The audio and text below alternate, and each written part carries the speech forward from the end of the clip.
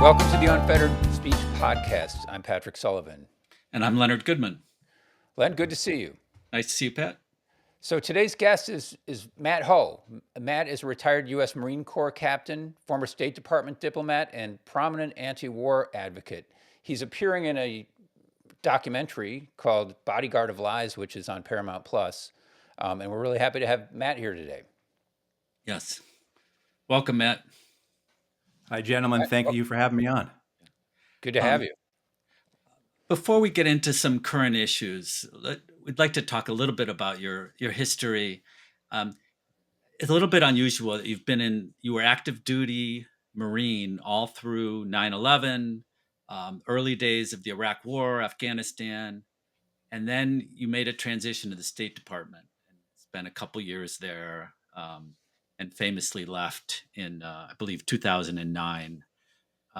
So first, just the decision to go to the State Department. What were your expectations after active combat? You saw, you experienced the trauma of war. What was your expectation, motivation to go to the State Department, and what was that experience like for you? My career path was a convoluted one, and a lot of twists and turns, and very Forrest Gump-like in a lot of ways. Even to the point of going from as a junior Marine Corps captain, going from my very small base in Okinawa to the Secretary of the Navy's office, where I was the junior Marine Corps officer on the Secretary's staff for the invasion. I was there during the invasion of Iraq and other things, But so my career progression was odd. And again, it was very Forrest Gump-like, just ended up being the right place at the right time for a number of things. And so with the State Department, the reality was that I had worked with state. I was on a State Department team my first year in Iraq as a Department of Defense official. I was a reservist in the Marine Corps at that point, but I was actually a DOD official, and I worked on a State Department team there. When I came back from Iraq my first time, I went to the State Department to work on the Iraq desk as a consultant, because that's how they brought people onto the Iraq desk, how they plussed it up. We invaded Iraq and they needed more people on that desk, so they brought in consultants, i.e. contractors. And then after I got back from my second time in Iraq with the Marine Corps as a company commander there, a mobilized reservist, my ex-girlfriend, who was at the State Department still, who had been on the Iraq desk, had now been moved over to the Afghan desk. She said, "Hey, we're looking to hire or bring on people to be political officers in Afghanistan to staff out the provincial reconstruction teams," which were the small teams that were embedded with the local Afghan governments. And I said, "That'd be great. I'd love to do that." And so she said to her boss, who was the director of Afghan operations for the State Department, "Hey, Matt Ho is interested in this." And he said, "That'd be perfect. Matt would be great." Because Henry knew me both from at the State Department and in Iraq. So it was a question, just like anything else, of not what I knew, not how I did it, not what my qualifications were, but simply who I knew. And the other person who was brought on at the time, just to show you how rare it was to be appointed directly into the Foreign Service, as I was, she had been the foreign policy advisor for Bill Richardson, if people remember, the late senator and presidential candidate, ambassador. His foreign policy advisor was the only other person directly appointed into the Foreign Service that entire year, along with me. So it was really a question of again, almost Forrest Gump-like circumstances, knowing the right people, having an ex-girlfriend who didn't hate me, right? I mean, all these types of things that prompted me to get into that position. And then going to state and then going to Afghanistan as a political officer, my thoughts were in 2009 that we would essentially be doing the same thing in Afghanistan as we had done in Iraq the last couple of years: make peace, listen to the grievances of those who are part of the armed resistance against our occupation, and answer their demands, which is essentially what we did in Iraq. People recall the surge in Iraq, and we put troops into Iraq under General Petraeus. It's all, even General Petraeus himself said at the time, that's got nothing to do with it. The reality is the political negotiations here, the political settlements. In Iraq in 2006, 7, 8, we answered the grievances of the Sunnis. And that caused them to abandon their relationship with Al Qaeda. And that's what brought down the violence considerably in Iraq until we left. And then the Shia government basically double crossed the Sunnis. But I anticipated that that was essentially what we would do in Afghanistan. We'd Can be I interrupt you for 1 second? Because I've heard Petraeus talk so much about his counterinsurgency right. expertise, and he's always. So, are you saying that's not really what was going on in Iraq? It wasn't really a counter. It was more of there was more of an actual negotiation and peacemaking. Yeah, absolutely. That's what happened, Len. Essentially, what you had for the first several years in Iraq with the Sunni resistance, and there were two major resistance to our occupation: a Sunni-based one and a Shia-based one, and those also then conflated into the civil war that we really see erupt in Iraq, really beginning in '04, and then by '05, of course, it's a catastrophe.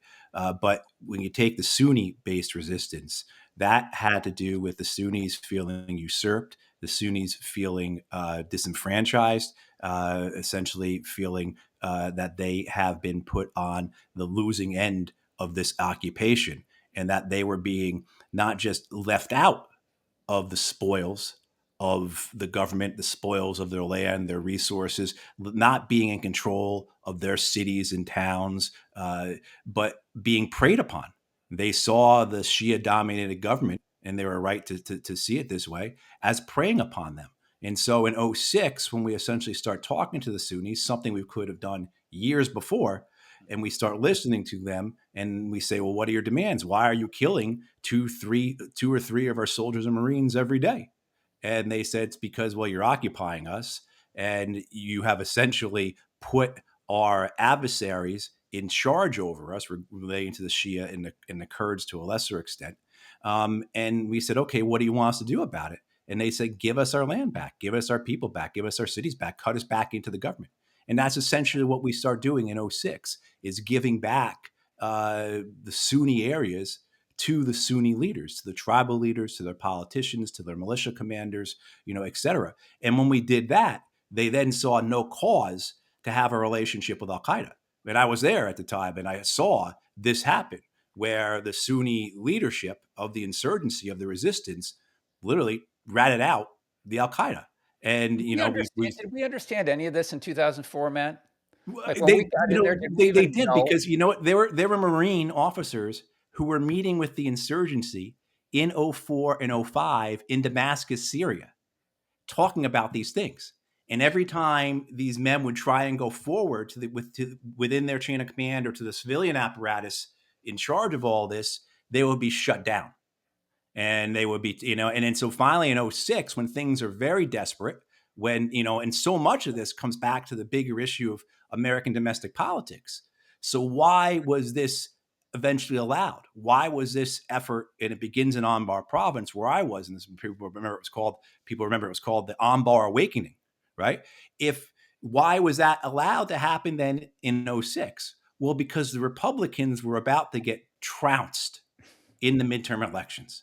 And the White House and the RNC, the GOP political leadership, understood that this war might have gotten George W. Bush reelected in '04, but it was going to cost them in the '06 elections. And if it kept up, they were not going to retain the presidency in 2008. And so that's the reason, as far as I can understand, as to why the civilian leadership of the United States, the political leadership, finally blessed off on this effort to talk to the insurgency, to talk to resistance, and to answer their political demands and to achieve some degree of settlement with the resistance that saw the violence in the Sunni areas drop overnight. So I, Overnight. so I want to explore this with you on a bunch of different layers, because one of the things that's it's very, Leonard and I have talked about this a lot. I'm sure you have too, that in today's world, there's so many politicians, whether in Europe or the United States, who are disconnected from reality, and they have this idea of the way they want things to be, and they use slogans and manipulated media to push these ideas that just are false and don't work, and they're disconnected from reality, and you just wonder, like, when will reality come through? Will people ever stop? Will they just be swept away, or will they actually react when they feel that they're ultimately threatened. And in this case, it sounds like in 2004, people had, blinders on. They weren't willing to listen to the people on the ground who understood, the lay of the land there. But by 2006, when they're about to be swept out of office, they say, you know what? Maybe we should focus on reality instead of these slogans and our obtuse, ideas about the way we think things should be. Maybe Well, is that a fair assessment of what you That, were just saying of that's how a it happened? fair assessment, and I don't want to make people think that this is narrowly focused on, say, the Republican leadership. Oh no. Right, this extends throughout our entire ecosystem. Yes. Right, I mean, media, military, et cetera. Essentially, what you have is you have a storyline that's constructed in Iraq that Yes. everyone who's fighting us are terrorists. Right. That there can be no justification for people blowing up our kids with IEDs. They have to all be jihadists who have sworn fealty to Osama bin Laden, et cetera, et cetera, et cetera. And then, so if you now have the storyline that, well, this is based on resistance, they really didn't want to be with Al Qaeda, they felt that they were their only options. And by the way, we were calling them all terrorists, but as our own intelligence has known all along, 96 or 97% of the people who are fighting us in Iraq are Iraqis. They're not men. They're not men coming from other parts of the world to fight us. It's a very small proportion. I mean, that's a really difficult storyline to unwind and then have to explain yourself.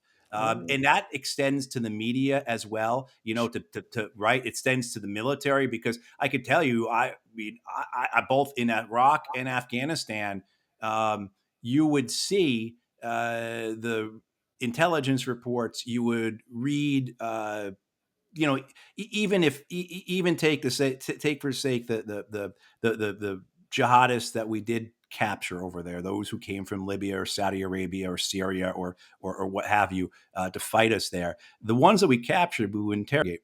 And I read these reports, and the reasons that they would give for why they came to Iraq to fight the United States was because they were defending their people, because they saw the videos from Abu Ghraib, because they saw the videos from Guantanamo, because they saw the videos, in the early days of YouTube of, people being killed by American forces. They were there to defend people. And so even that interpretation or that understanding of what these, quote, jihadists, unquote, were doing, was cumbersome. It was complicated. No, they weren't going there because they believed that they would be martyred and then find 70 virgins in paradise. They were going there because they saw a great injustice. They saw something that they needed to defend. I mean, this is their words, not mine. yeah. Well, And, you call so them we can put stories, on you them call what them we want. narratives. But then how exactly? Then you get in a position where you're several years into this war and you've been fighting a narrative. You've Yes. not been fighting an enemy, Well, right? even what you said about speaking of the Sunnis and the Sunnis saying, well, we want certain things for our people, for our tribes, et cetera.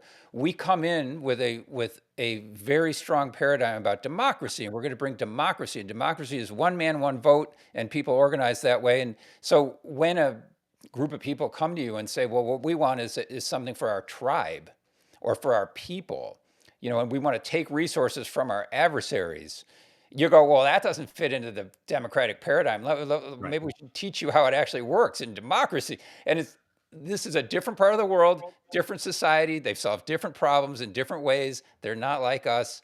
But we keep forcing and forcing things. It's just like Petraeus going, in the Ukraine and saying, oh, well, we need to win this thing. One more, one more, what they didn't call it a surge. They called it, the counteroffensive. One more counteroffensive, Right. and it'll all be Yeah. over. Or Petraeus' this words. this wonder weapon is going to do the trick this time. This one Yeah. missile is going to Yeah. turn the tides of the war. So these narratives take over, but it must have been frustrating for you living in the reality-based world and dealing with all these narratives and paradigms that just didn't apply at the end of the day. It sounds like almost, I don't know if you were there, Patrick, or not, but your description, what you just described there about how, essentially you can't work with the system in place. You have to work with this aspirational democratic Western system that we've brought here as this great gift to these people, which was essentially, as I saw it in '04 and '05 when I was there, as, the nation building efforts really ramped up. And as the desire to reconstruct Iraq and to build it into a functional, modern, democratic state cetera, et cetera, et cetera. I can recall seeing message traffic that essentially said, you cannot talk to the tribal leadership. That's the old way. Those sheikhs are the old system. The way you have to work is through the system we have put in place that is, our system. It's our right. I mean, like, there were such blinders, such goggles, on people, that was just the inanity of it, the insipidness of it. There still hasn't been a film or a book, I believe, that has captured the ridiculous nature of this. That's why I would say that the best two films about war that I know of, and the best two books, because they're the same thing, are Catch 22 and MASH. Just the nonsense of it. I mean, I can recall getting to Baghdad in I guess it was early May of '04, and being at what was called the Coalitional Provisional Authority, which was the Department of Defense's colonial administration of Iraq, headed by J. Paul Bremer, if people remember that name. And that Sure. was the authority in Iraq for the first year until it was turned over, until sovereignty, put that in quotes, was turned over to the Iraqis, and the U.S. State Department came in and took over the job as the head of the diplomatic and civilian mission. But I can recall being in a meeting, and this is literally as in April, there have been 24 car bombings in Baghdad. The insurgency was picking up. You had heavy combat had taken place in Najaf, Fallujah, Samarra, etc. And you had people at the top levels of the oversight of this thing, at the administration, the colonial administration of this, saying, you know what, we just need to get the traffic lights going in Baghdad, and then people will realize that what we're doing here is being benevolent. I mean, I saw that over and over again. Things brought up like, we just got to get the stock market up and running. If we get the stock market up and That's what running, they need. then capital will flow in, and then there'll be jobs, and they'll stop killing us. I mean, just Well, the nonsensical nature of this, well, but it was such a politically driven mission. It was such an ideological driven mission in those first couple of years. And then when that fell apart and that dispersed, and it became purely a military holding mission, essentially. So starting in, I would say late '04, after the first Iraqi elections, going into '05, the idea of American occupation was, we just got to figure out how to get out of this thing. How do we keep it from getting worse? As it kept getting worse, as particularly the civil war, the Sunni Shia atrocities were occurring daily, something that we were the ones, of course, that instigated. Yeah. I mean, like, we were, I mean, just to for people who aren't familiar with that, the first American ambassador, official ambassador, the guy who replaced J. Paul Bremer, was John Negroponte. Where did Negroponte come from? Where did he cut his teeth? He cut his teeth in Central America in right. the 70s and 80s. And what's he associated with there? He's associated with the death squads of the 70s and 80s throughout Central America. People don't believe me? You can Google it. What We starts believe it. occurring after Negroponte takes over as ambassador in Iraq? The death squads, the Shia death squads, start occurring.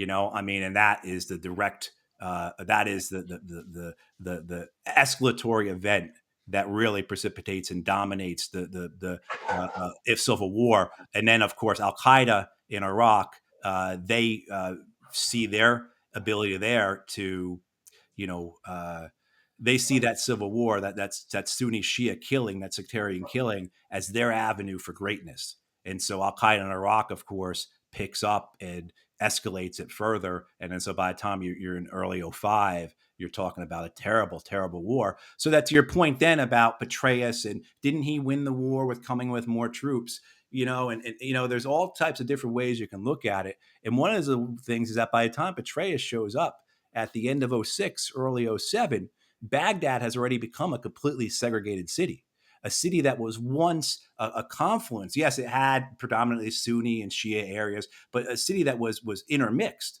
where Iraqis married each other. It had become a segregated place of blast walls, where, yeah, I might have lived next to that guy for decades now. My son did marry his daughter. They're Shia, we're Sunni. I've trusted them for generations, but now I can't, because I can't trust his cousins. And that was a type of downward spiral that occurred there that, caused this enormous Holocaust in Iraq.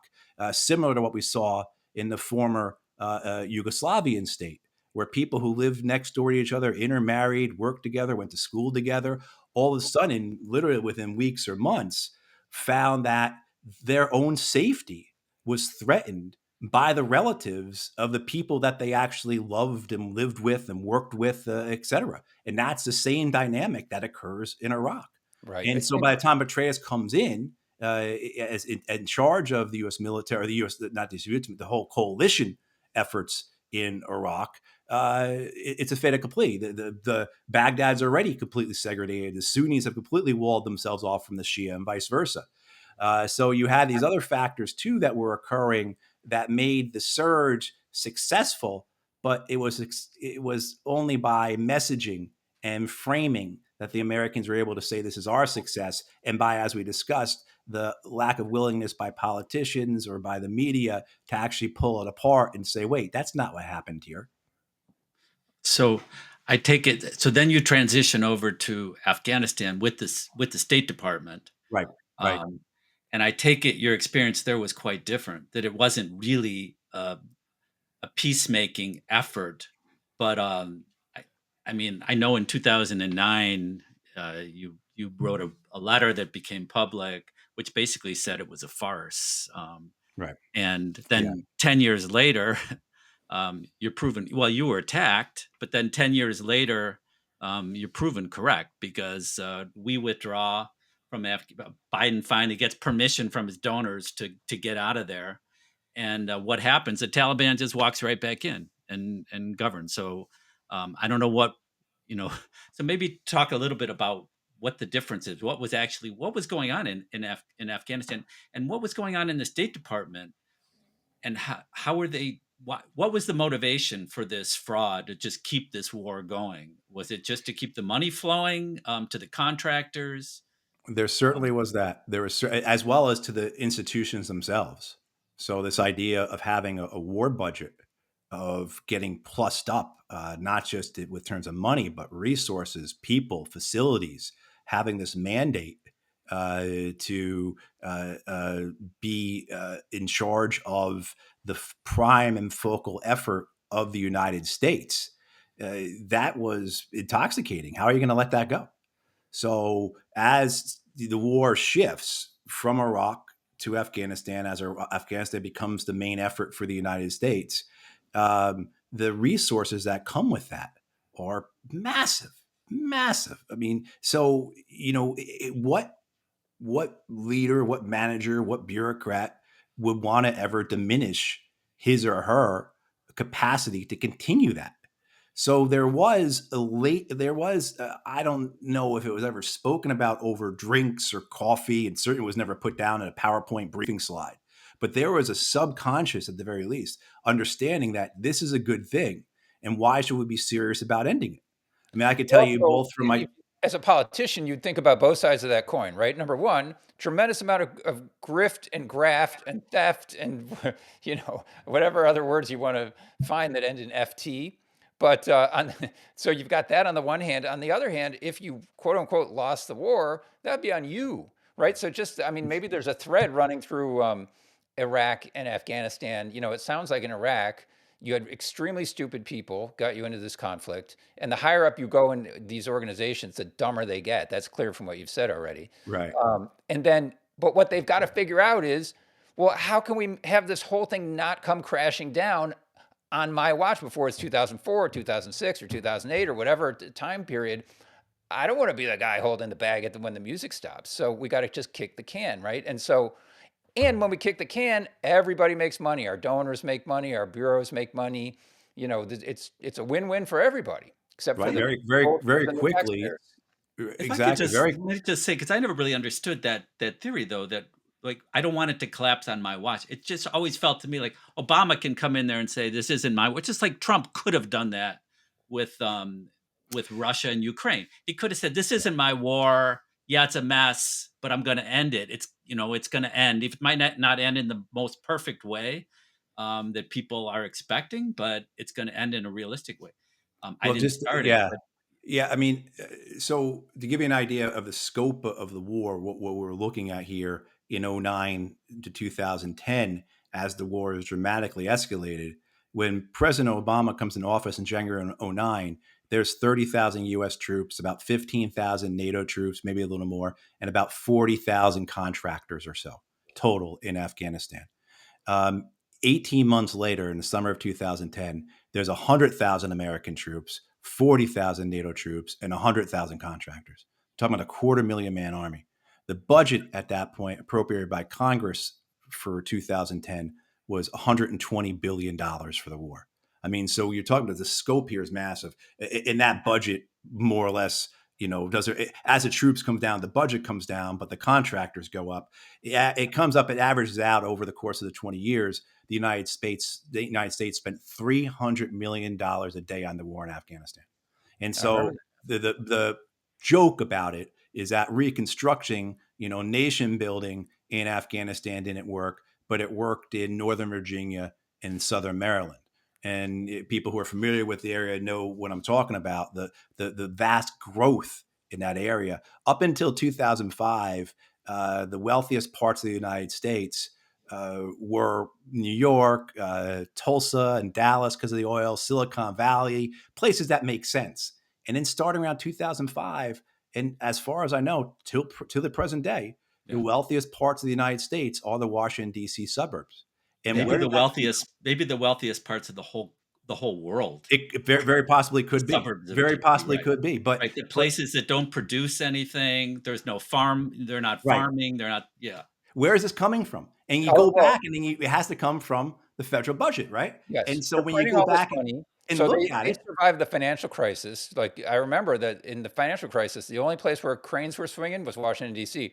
right? And it just continued. All those trillions just flowed into Washington D.C. So why would you want to stop that, right? And then even at a lower level, I mean, I remember reading about Afghanistan, pallets of cash, literally pallets of cash being Mhm. passed out. Well, that's probably the least of it that you could take a few pallets home with you, but that's cash. It's harder to transfer. But there must be a million ways to steal in an environment like that. Oh, and the theft was well known and understood, both on the American side and on the Afghan side. The same for the Iraqis.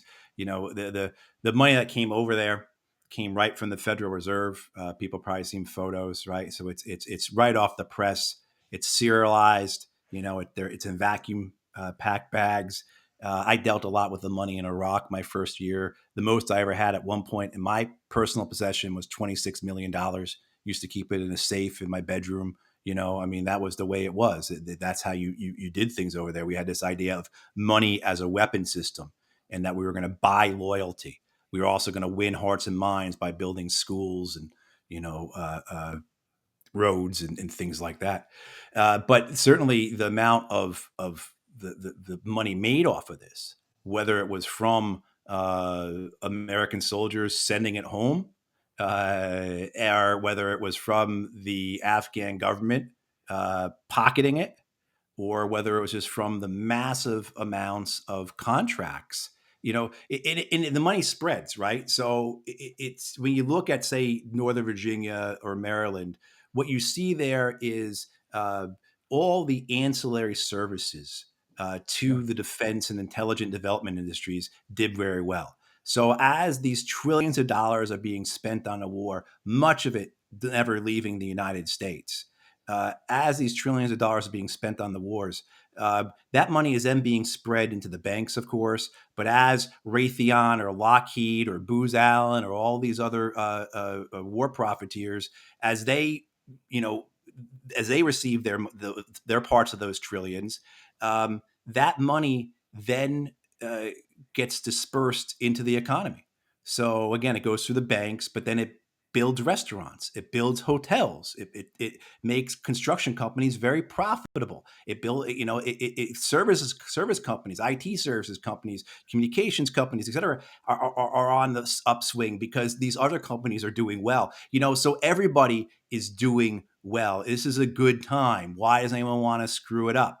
Right? This is the time to get the gold. It's the golden era. I mean, and that's what you saw for more or less 2 decades in Right. Washington, D.C. So who's going to be the person who's going to stick his face in the fan, right? Who's going to suffer the consequences of ruining everybody's good time? And that's what you had. You had this inertia that then comes from $300 million a day. It's Goliath, it's Leviathan. How do you stop that? But Yeah. but you cannot discount the other aspects of this. So as you mentioned before, the Republic, mentioned the Iraq War, the people in charge were dumb. And that's what the Democrats, as they took over in starting in 2009, had to say. I heard this, that, yeah, we know the Republicans, or we know that the efforts in Afghanistan have been unsuccessful up to this point. We don't really have any data or evidence to tell us that we can make it any better, except the fact that we're the Democrats and they're Republicans, and we're going to do better than they did. That was the type of justification that you would come across in congressional offices. That was the justification you come across among political appointees from the State Department or the Department of Defense, whether in Washington, D.C. or in Kabul. And then you had other institutional issues. The military wanted to escalate and win the war in Afghanistan because they were never going to be giving credit for Iraq. Iraq was a loss, and they knew that. But if they could win in Afghanistan, that would make up for it. And Robert Gates, the Secretary of Defense under both Bush and then Obama, that seemed to be his rationale for supporting the escalation of the war in Afghanistan.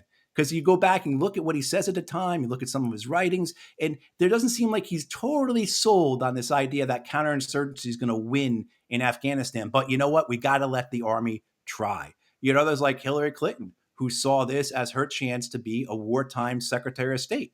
And just like as we know happened with Libya, she wanted something to pad her resume for when she ran for president. You had David Axelrod and Rahm Emanuel, Barack Obama's top political advisors, telling him essentially, look, Mr. President, if you draw down this war, if you don't go ahead with this escalation and you bring the troops home, and then a car bomb goes off in Times Square, you're not going to win re-election in 2012.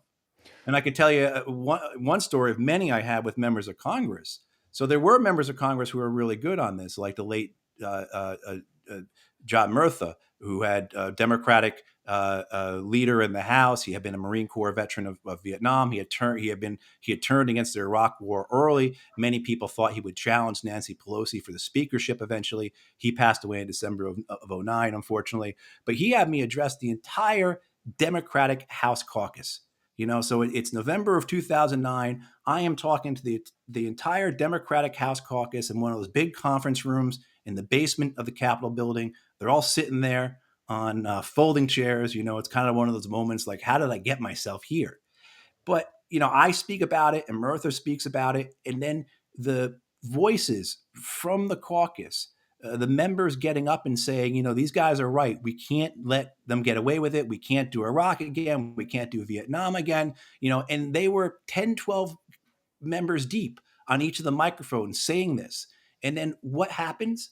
Speaker Pelosi stands up and she addresses the entire caucus and she says, I understand what you're saying. I believe that too. I feel that too. I'm paraphrasing, of course. But we have to understand what the president's priorities are, and we cannot paint him or put him into a corner on this. And the importance of that timing was that this was a few days after the House had just passed their part of the ACA, of Obamacare. And that was the president's priority. So politically, the Democratic Party understood that we can't challenge the president on something like Afghanistan when we have his domestic priorities to support. So just in a political prioritization ranking, Afghanistan, even though we've got 2 or 3 kids getting killed over there, 10 more wounded, we're spending $300 million a day. Is this thing going to work? Is it going to make the region worse, et cetera, et cetera, et cetera? Well, that's not our priority right now. So you saw a variety of justifications for escalating the war, none of them good, but they're all there coming from different elements that, inform this decision to escalate the war. And Barack Obama, if you go and you look at what Bob Woodward writes in his book, Obama's Wars, about this decision making, you could see that Obama essentially put in a corner. He's got no one who is giving him an option to get out of Afghanistan or do anything different than escalate. I knew at that point both the special representative for Afghanistan and Pakistan, Richard Holbrooke, and the ambassador to Afghanistan, Carl Eikenberry, and they would tell me that they agreed with me that we should be getting out of Afghanistan, but they weren't allowed to speak in the meetings because Secretary Clinton was the boss who was in the room. I mean, so you saw, and you should see in Woodward's writings, Obama talking about this, how he's basically put into a corner. And even this revisionist history about Joe Biden is untrue. The history now is that Joe Biden was against the escalation of the war in Afghanistan. That's not true. If he submitted his own plan, of which Obama split the difference between Biden's plan and Petraeus, General Petraeus and General McChrystal's plan. Obama split the difference between those. But if he had gone with Biden's plan, you would have had 90,000 troops in Afghanistan rather than 100,000 troops in Afghanistan. That was the difference. Right. You know, I mean, so you essentially had this inertia that pushes the United States into escalating the Afghan war with no way out other than this vague idea that we're going to get out. I think the president thought, well, I'll do this. I'll get the political credit for it. I'll look like a wartime commander in chief, and then I'll get out. And it covers both bases. And to his credit, politically, he did achieve that. Because if you recall, by the time the 2012 elections come up, the Afghan war is incredibly unpopular. You know, it's in 2013, it becomes the most unpopular war of all time. There's a public opinion poll from December of 2013.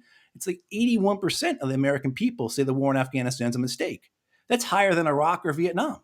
You know, I mean, so it's the most unpopular war, but he doesn't pay a political price because what Obama was able to do and control was surge troops in. They like using that phrase. They escalate the war. And then after a decent interval, he starts pulling them out. And so by the time the elections come around in 2012, everybody's on board with getting out. No one's making a stink about it except the biggest hawks, you know, like Lindsey Graham or somebody. Mitt Romney certainly isn't campaigning on staying in Afghanistan. And if the question comes up, which it doesn't, because in 2012, 10 million Americans were in the process of losing their homes as part of the Great Recession, right? You know, they had other priorities, other concerns. But the question does come up about Afghanistan. It's, well, we're getting out. And so it's answered. And so, you know, you saw that from my vantage, seeing all the politics in it, you know, helps me understand why and how these things happened. And yet they kept the gravy train going for Absolutely. 20 years. And, Yeah. you know, the other thing about Obama, because I'm from Chicago, you know, I campaigned I was out there celebrating Obama's victory in 2008 in Grant Park. But I, like a lot of people, a lot of dumb people like myself, believed that Obama was a true anti-war voice I did because he had too. made a speech about the dumb war in Iraq. But the fact is, Obama was fully supportive of Afghanistan from the beginning. He said that was the smart war, that was the necessary war. And the other thing, you know, that Obama did is you know, maybe we could talk a little bit about this, is, you know, he hid the cost of war in a lot of ways um, by reducing the body count of American soldiers and ramping up the drone programs and doing he got very into drone killing. And I would, you know, I'd love to get your thoughts on this, but, you know, this kind of carries over to what's happening today in Venezuela, because Obama, it's hard for the Democrats to now say, well, Trump is acting lawless. He's acting as judge, jury, and executioner in these blowing up these fishing boats, when Obama was doing the same things. And Obama was even killing American citizens Right. in Yemen. So, you know, maybe we could just talk about that, because this war, I mean, you resigned in 2009 in protest. And then this went on for another 11 or 12 years. This grift, this senseless war, and, like, you know, like we already mentioned, I mean, when it finally ends and we pull out of there, the Taliban just walks right in, Right. walks right back in. So what did we achieve in 20 years, other than a lot of grift? It's worse than that. To my understanding of what occurs in 2021 is that the Afghan people certainly didn't fight the Taliban, but they didn't stand in their way. And the Afghan people, by the time 2021 comes around, the Afghan government has been so predatory, it's so corrupt, that the Afghan people see the Taliban as a better option than the Afghan government. So what did we do in 20 years to make the Afghan Taliban a better option than this Afghan government, right? I mean, that's a question that not enough people have addressed. But you're right about what Obama does. Is Obama and very adeptly they hide the U.S. wars because beginning around 2013, and this comes from a variety of reasons. The escalation of the war in Afghanistan was not universally celebrated or believed in the Pentagon. This was really a result of what you could call the cult of David Petraeus, the cult of the Coindinistas, the counterinsurgency believers, the true believers who were able to ride the tailcoats of the narrative of victory in Iraq based on the surge into this war in Afghanistan, and they viewed themselves as, they used to say things like they were graduate level students of warfare. This type of arrogance that was really vainglory.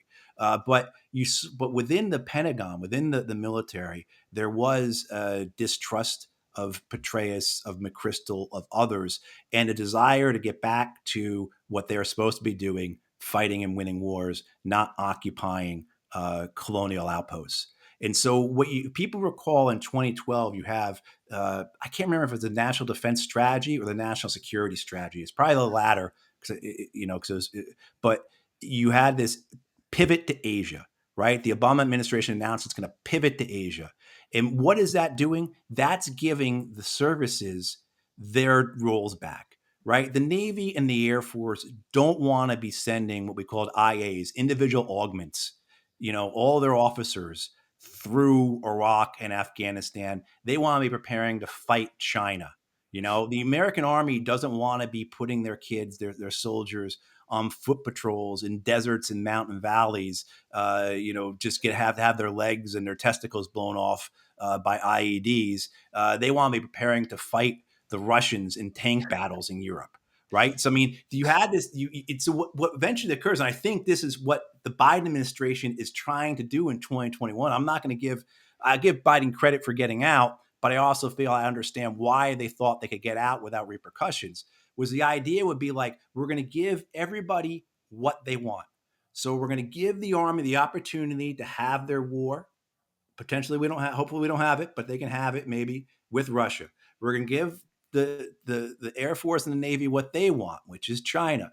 And then we're going to give the special operations and CIA guys control over these small wars in places like Afghanistan and Libya and Syria, Yemen, etc. Right? So it's the idea where everybody's going to prosper.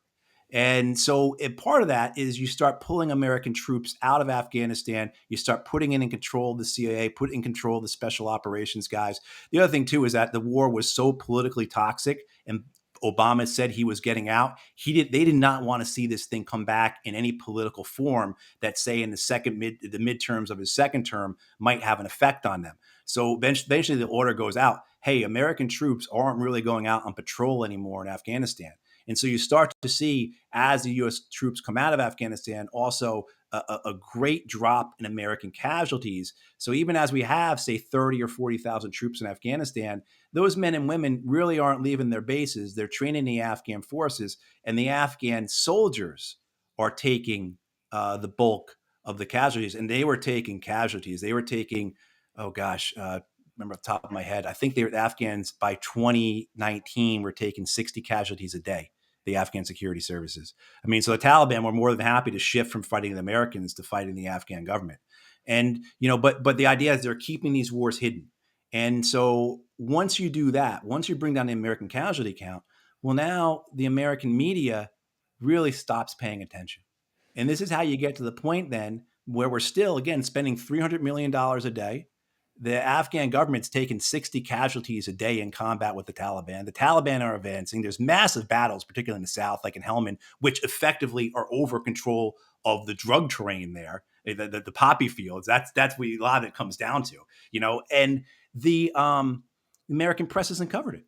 And as people recall, maybe in 2021, this topic came up, and some folks went back and they researched it, and they found that on the evening news. So CBS, NBC, ABC, PBS nightly news, you were talking about minutes of coverage, single digit minutes of coverage of Afghanistan, like in the years 2015, 2016, 2017, because the war was essentially hidden.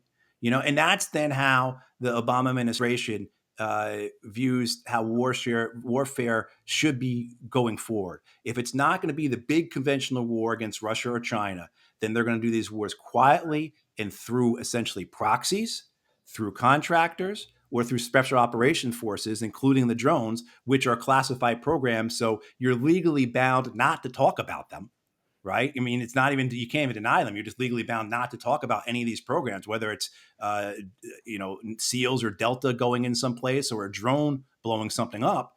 You can't talk about it. So these things are hidden. So you can have warfare spanning the entire globe as we do. So in the last several years, the Quincy Institute, I'm sorry, not the Quincy Institute, but the Cost of War Project at Brown University, I'm blanking on her name. She's done such great work on this. I apologize for not remembering the researcher's name, but her and others like the journalist Nick Terse, they have done exhaustive work to try and find out how many places are American troops getting into combat in. And as far as they can tell, it's upward of 15, maybe 17 countries in the last 5 or 10 years where the United States has had troops in combat. Nick Terse has an article, people can find it in Intercept, where he interviews the commanding general of special operations forces in Afghanistan. And this general brags to Terse about how they kept American casualties in Africa hidden from the American press, the Congress, the media, etc.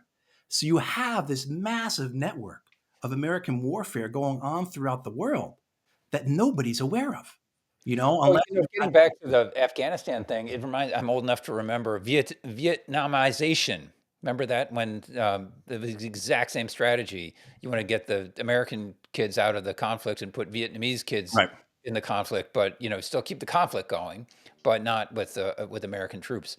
And you're right about all those conflicts. There was one in, I think, was it Mali or Chad, where a couple soldiers were killed. It's about 3-4 years ago, and people were like, what are we doing there? I didn't know we're Right. there, right? Niger was the one where the special forces soldiers were killed. I think there were Niger. 4 of them. Niger was one, but we've had casualties throughout, and then of course whatever the CIA is doing. But more to the point, we'll use contractors, But and those it's numbers also don't show up interesting anywhere. what you said about, that one of the great solutions that these geniuses came up with was, well, we can please everybody. We can give the Navy a war, and we can give the Air Force a war, and we can give the CIA a war. We'll give them all their own wars to fight because, hey, we don't want to kill kids in Afghanistan. We want to kill kids in Russia.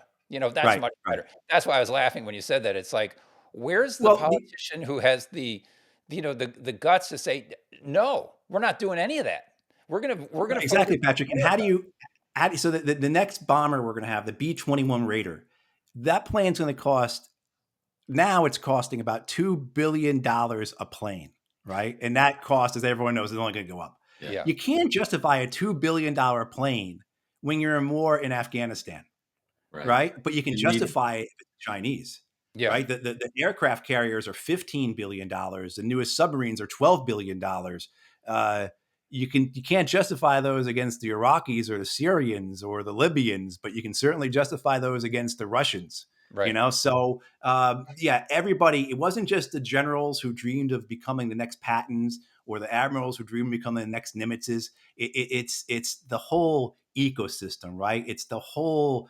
It's every aspect of this military industrial And complex and that needs to get fed.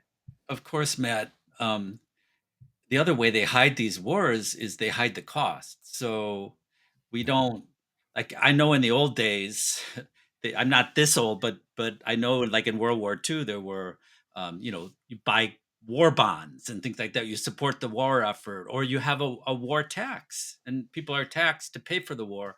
Now we don't do that. It's all put on a credit card, or we're printing money, and we pretend like we're not actually going to have to pay for it ever, which I think we all know is not true. It's Yeah, either we're going to pay for it with inflation, or our kids are going to pay for it with we have $37 trillion in debt. Um, right, so right. Just with the costs. So just to get back to the physical costs, and they'll go to the financial costs in a moment. But one of the things that you do when you start using contractors rather than soldiers is you hide the cost of casualties. So people are familiar with the idea that we had roughly about 7,000 American service members killed in Iraq and Afghanistan. The reality is, though, that going through the Department of Labor database, you can find that about 8,500 contractors were killed in Iraq and Afghanistan. These are men and women who, in any other war previously, would have been wearing an American military uniform. Right. I mean, like, so rather than the war being 7,000 casualties, 7,000 dead, it should be about 15,000 or 16,000 dead. Right. So that's one way it's hidden. But then with the actual costs in terms of the money, I mean, this is mammoth, absolutely mammoth. And over the course of the global war on terror, say, so from 2001 to 2021, you saw total Pentagon expenditures to be roughly $16 trillion. Of that $16 trillion, which went for the wars, it went for buying new aircraft carriers, it went for buying boots for new recruits, right? The whole gamut. Of that 16 trillion, 8 trillion went to weapons companies. And do you know how much money the weapons companies spent on lobbying during that 20-year period? Millions. $1 billion. A billion. So for Wow. $1 billion, they got $8 trillion. Talk about So a the return crazy on thing investment. too, Leonard and I have talked about this before. You can buy one of those defense contractors for about I think it's 300 billion. You can own any one of them you want, right? So you could just buy the whole thing and cut out the trillions. Oh, And you could, you totally right. And we can get all kinds of aspects about the state of the American defense industrial, the reality of that, and how poor it is, and how we can't build ships, we can't build planes that work. We haven't built a new tank in 50 years, and there's not going to be one on the horizon anytime soon. The failure of the American industry is just it's incredible. It's incredible, and yet they're making trillions of dollars. You had mentioned the credit card and all this. Over the years, as I spoke, I would keep track of what would be reported. Various groups like National Priorities Project, again, the Brown University's Cost of War, Bill Hartung at the Quincy Institute. There are folks out there, Stephen Semler at Center for International Policy. These are folks who will do great work trying to keep track of all this. But we have spent well more than $1 trillion by 2021. So as we're getting in Afghanistan, the United States had already spent $1 trillion in interest payments on the wars in Iraq and in Afghanistan. So just $1 trillion in interest payments by the end of 2021, right? Nothing else, just interest payments. And we all know what a scam it is, and it doesn't amount to anything, and it just makes me, it just really, when you see, I remember back in the day, being in rural America and seeing, people saying we're going to fight for freedom and democracy, like in on banners and bars and things like that. Like that's what people thought they were sending their kids to. They really believed that, and it was just such, it's sad to see that happen, and that's kind of the prevailing narrative. So let's pivot because we could talk about this for a long time. But Sure. you ran for Senate, so obviously you had some idealism in you after seeing all that. All that you think you could come out of it extremely cynical. But you decided that you wanted to run for office. You ran as a Green Party candidate, not as a Democrat or Republican.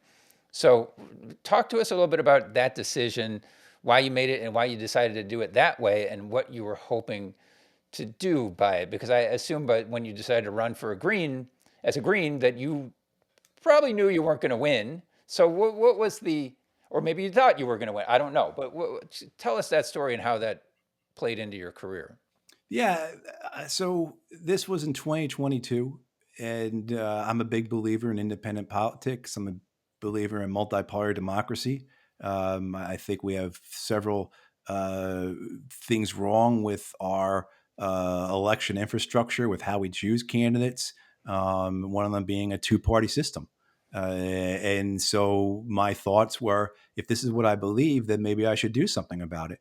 And I knew the folks at the Green Party. I would do their webinars. Like my politics aligned with them on a host of things. I'm a believer in universal health care, believer on real strong action on climate change, believer on most of the things in the Green Party platform. So it was easy for me to do that. I had a very difficult relationship with many members of the Democratic Party over the years doing anti-war work. Some were absolutely terrific. People like Jim McGovern from Massachusetts, but then there are others that were just incredibly duplicitous and deceitful. And, I saw the machinations of the party for what it was. And so I wanted to do something to help remedy a I don't want to say broken system, but a fundamentally flawed and corrupt system. That the way it works with a two-party system, it's very easy for both parties to be captured by outside interests. Certainly the way gerrymandering occurs, the way the reality of that.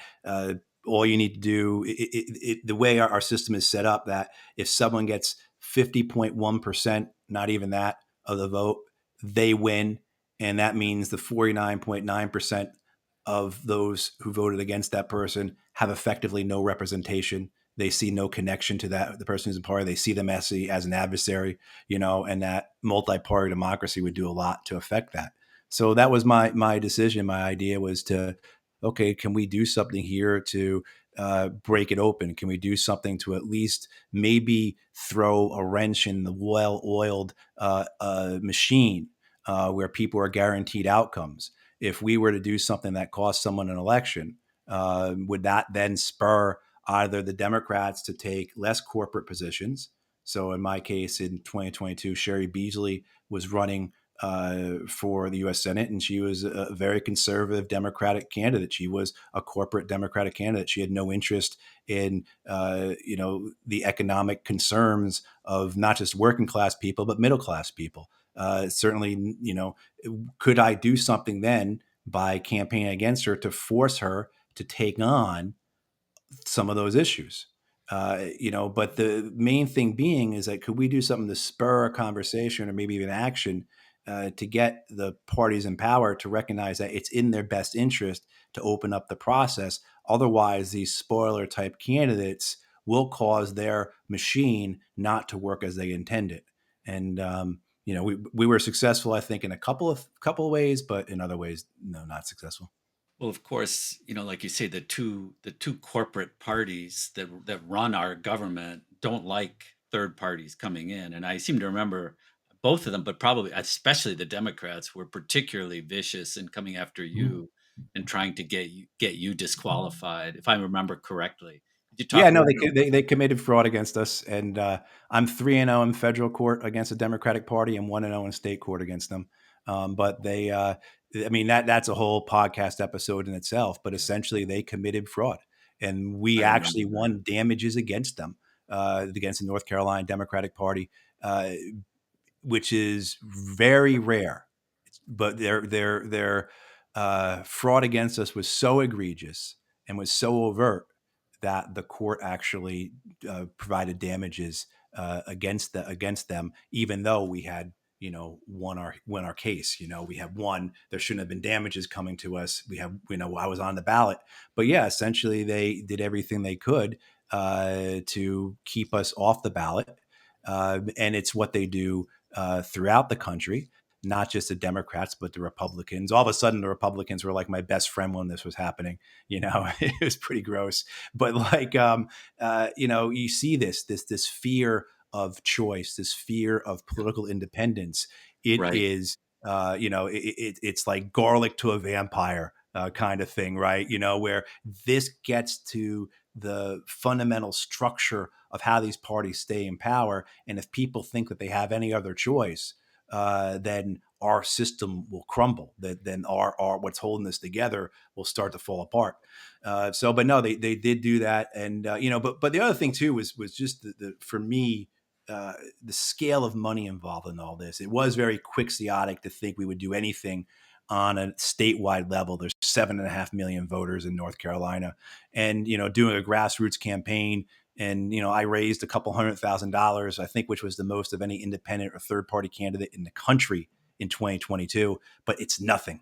It's nothing compared to what the parties do, what the Democrats and Republicans do. And if you want to touch base with 7.5 million voters in a state as big as North Carolina, you're going to need more than $200,000, right? So just the limitations that are just put in place by the requirement for money shows some of the real fundamental flaws and problems we have. I think that's why Zohran Mamdani has done well in New York, because New York has a public funding aspect of the campaign. I mean, he's had all these billionaires come in against him.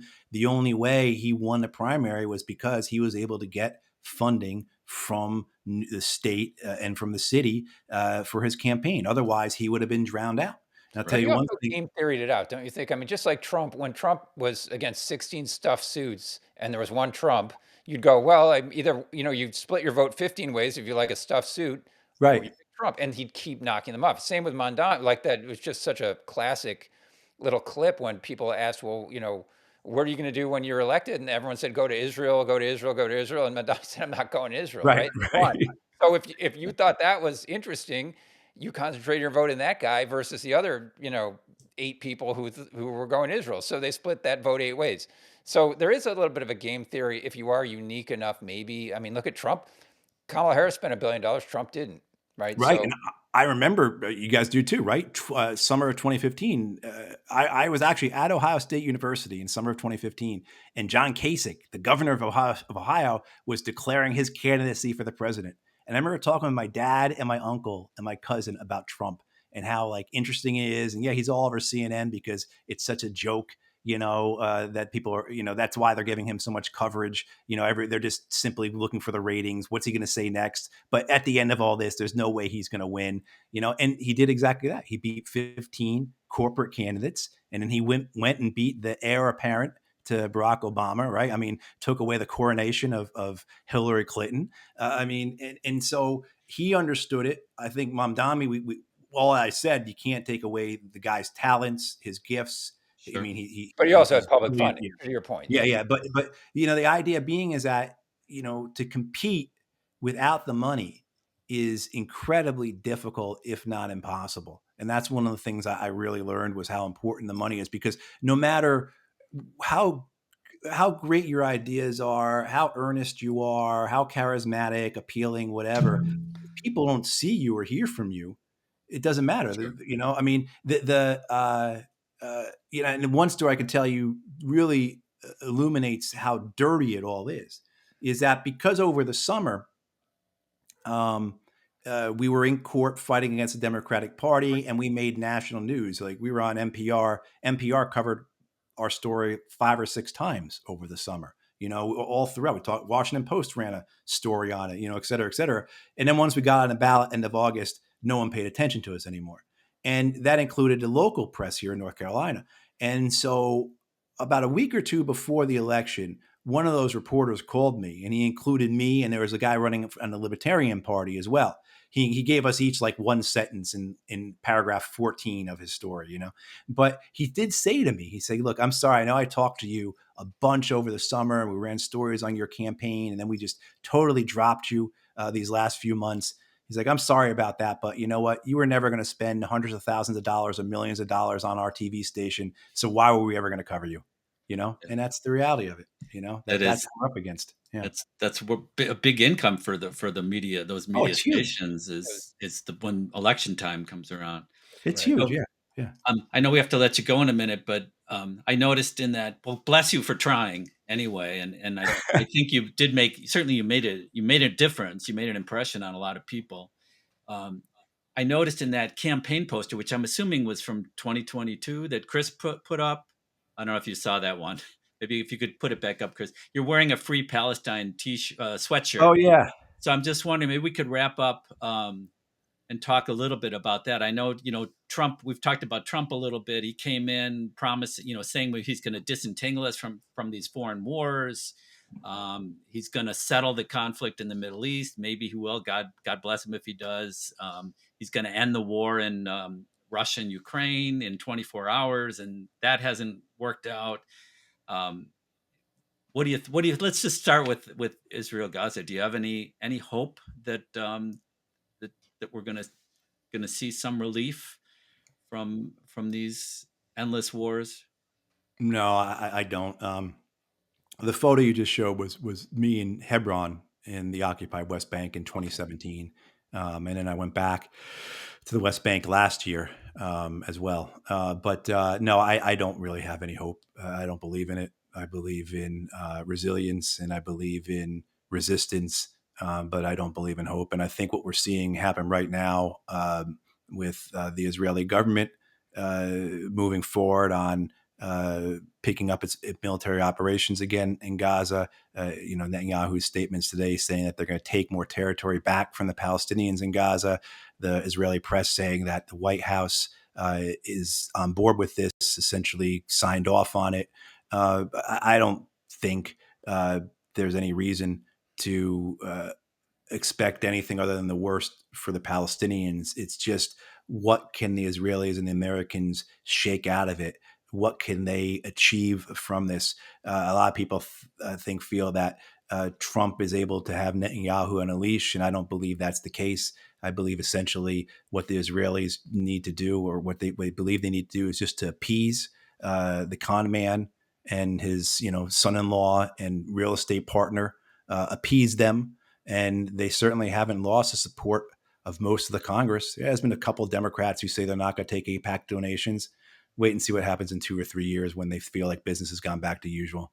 But they haven't lost the faith of the United States Congress, and they feel as long as we make sure that Donald Trump and Jared Kushner and Steve Witkoff get the cut that they're looking for, so that they get this section of the Gaza Strip to build their towers and their casinos and their, whatever. And the Israeli settlers get this land over here to bring their trailers and their caravans on. I think that's what they're looking for. I don't see any reason to expect anything else. Now, Trump, of course, is if he's famous for anything, it's his willingness to change his mind. So maybe that will change. But I think what they want in terms of peace is what Tacitus, the Roman historian, records. Who was it?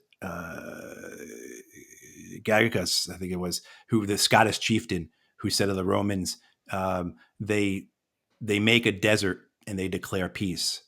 And so I think that's what the American Israeli goal in Gaza is to have this desert as we see it, that once was Gaza, and declare that peace, keep the Palestinians holed up in essentially what are concentration camps, use food, medical supplies, material, etc., as ways to try and control the Palestinians, revert to military force whenever they like, and then utilize this. Right now the Israelis still control about 55% of Gaza. Again, today Netanyahu said that they're looking to expand that.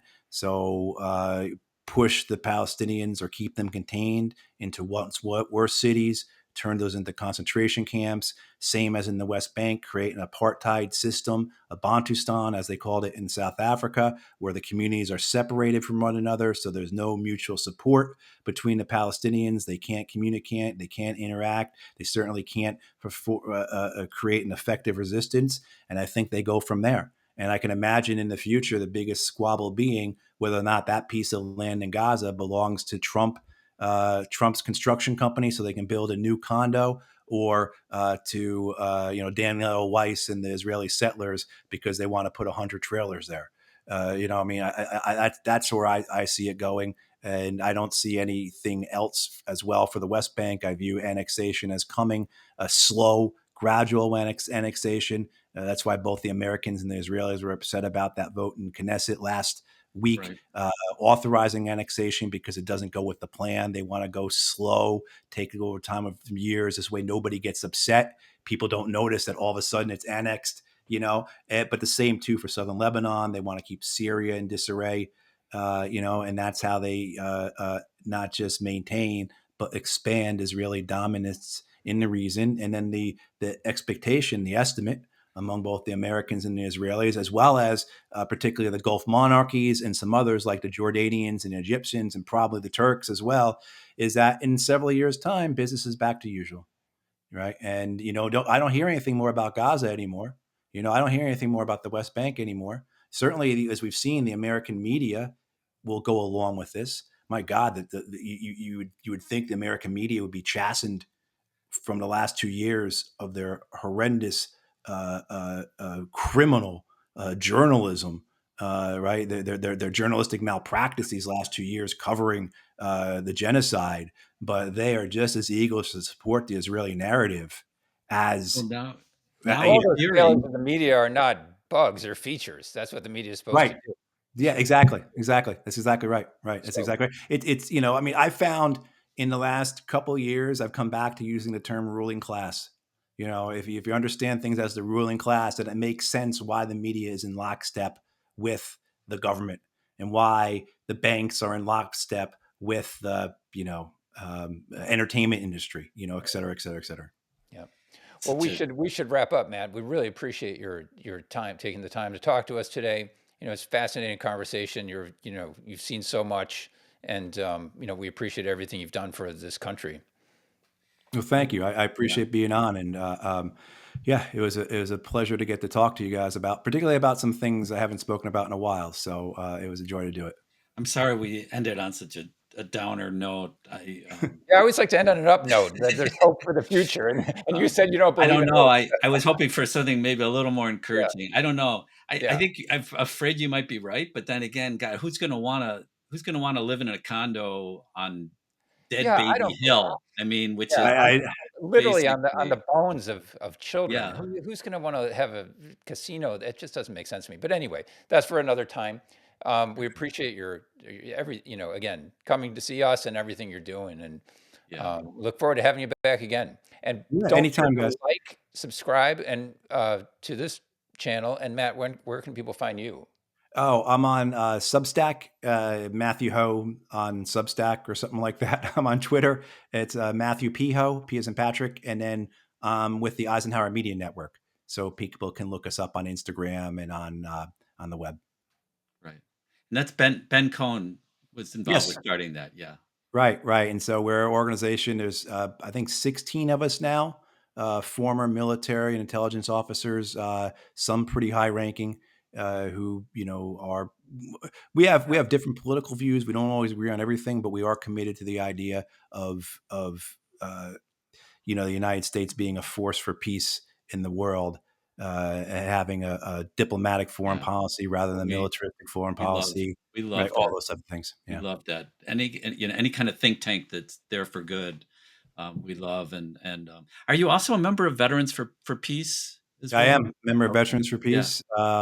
I've been a member with them for 15 years, I guess now. Right. And Because we heard the story of you and Ray in the West Bank. So yeah, we'll save that for another time. But yeah, right, right, right, right, right. we Yeah, love yeah. those guys as well. So thank you for all you do, and thanks for coming on. All right. Well, thank you, gentlemen. All right.